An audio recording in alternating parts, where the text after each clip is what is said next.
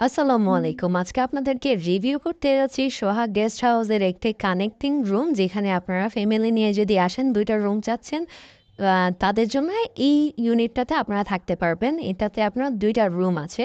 So আমরা যদি ধরে নিই, এটা হচ্ছে মেইন দরজা। এখান থেকে ঢুকে আপনি এই রুমটাতে পাচ্ছেন এলইডি দেওয়া আছে, সোফা দেওয়া আছে, টেবিল দেওয়া আছে।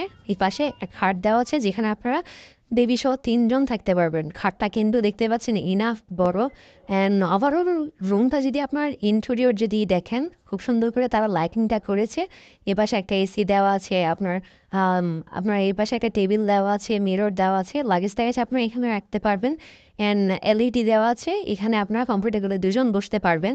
অ্যান্ড এই পাশে আপনার টেবিলটাও দেখতে পাচ্ছেন, আপনার গ্লাস টেবিল দেওয়া আছে। অ্যান্ড অলসো ফ্যান তো আছে, এসি রুম হলেও আপনার ফ্যান দেওয়া আছে। এখানে ইন্টারকম দেওয়া আছে। আপনার হাউসকিপিং এ